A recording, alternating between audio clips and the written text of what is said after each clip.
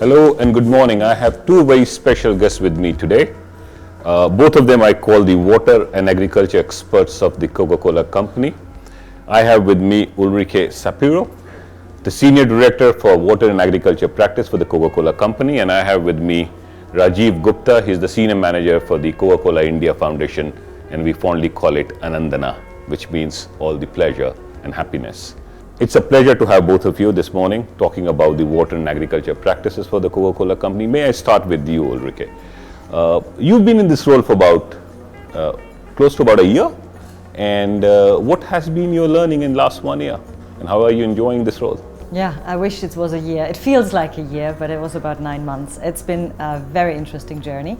To get to understand where we are in the business with regards to water. We know that we have made great progress.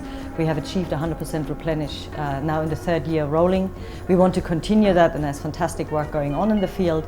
And we need to maintain that, and I see my role in helping the business and the business units to maintain that momentum on water.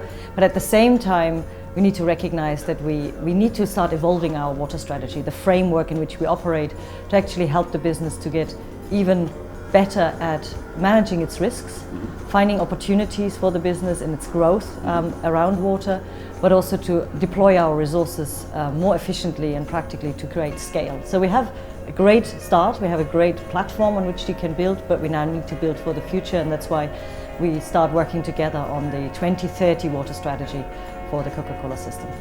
And how is 2030 water strategy any way different from the existing water strategy that the Coca-Cola has? It will very much build on the ambition and the leadership that we've created, but we need to recognize that a number of things around us have changed and evolved, as they would in 10 years, right? It would be sad otherwise. But we have more and better insights, we have much more informed stakeholders, and more importantly, and I've learned this here in India the last 2 days, we have a much more mature system in understanding where our business exposure and the risks are, and the opportunities of how we can deal with water. So the types of conversations about how do we understand risks, how we then put the right solutions against those risks, who is doing what is the role sort, and how can we in particular try to drive social license, or the license to operate, as we want to grow our business in a water-stressed world, I think has been very encouraging, that we are certainly in a different place. And we need to hence have a framework that helps us to maintain the leadership position and helps the business to grow forward. What are your first take of your visit to India, and what's your first take of visiting that water structure in Dholpur, which is one of our signature water projects? The project in Dholpur specifically, I had the pleasure to see, and I just saw it on PowerPoint, right? And I was already impressed by the thinking that went into assigning the location and how it's been constructed. But I think as an impression, what really impressed me was the multi-purpose benefit, the multi-benefit that it drives, right? It was, of course, often as a company, we are mainly interested in the replenish volume, so the water it retains, so we can count it against replenish, so the ecosystem benefits. But it also builds in community benefits, because the water body that was created helps to refill the wells of the community and hence provides drinking water, good quality drinking water. But most importantly, actually, is the economic development it gives. It is the opportunity for farmers now, with the new water available, to have a third harvest, and to learn how that actually then drives sustainable development. That's where all 3 things come together. So that was very impressive, as in, how you make most with your money, right, in terms of community benefit. And the second element I thought I was really interested to see was the deep connection between the community being really invested in the solution and in the work and in the project, with the NGO that was very deeply ingrained and partnering, and the company, and the fact that we basically were able to hand over to inaugurate, to hand over and give over the responsibility for the maintenance of the project to the community, and the way how this has been done and embraced, I thought was really, really impressive to see, because that's what makes it actually sustainable in the long run. Coming to you, Rajiv, have you lost count of the number of times you visited Dholpur, or do you remember how many times you've been there? I'm always happy to go back, and see those smiling faces and the warm welcome that we get, So that is always an inspiration for me to go back to those locations, Absolutely. And when I come back, it is an inspiration for me to look after more projects of that nature, so that we can reach out to more in need, So we want people to come with us. We want to partner with them. We want them to be with us. So that nobody is left out. If you look at the economy, the rural economy revolves around water. So the day starts with searching water and ends with storing water for the next day. So when you make these interventions on ground, the lives become easier. The economy for farmers is better. The water is available for them for agriculture, domestic use. So I can see economic improvement in the lives of farmers. So I'm Which so also happy leads be to part of social this improvement? Social Yeah. improvement. Okay. So I'm happy to be part of this journey, that our company, and these are not to support your business operation. This is just to support your communities at large. So we are taking people together in this long So journey that Rajiv, just take us through the journey of the Coca-Cola India Foundation. You've been associated with the foundation for a long time.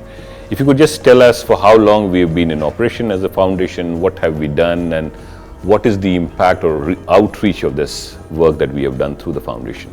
way back in 2007, we thought of having a foundation which can carry out the CSR objectives of the company. So in 2007, we decided to set up a separate company which can look after the CSR Needs. projects of the company. Okay.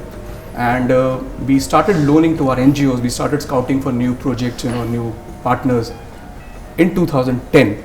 And from 2010 till now, I'm happy to share that we have done almost more than 300 water conservation structures on ground. 300 of them. 300 of them. Okay. Almost reaching out to tens odd states, reaching Okay. out to 800,000 people.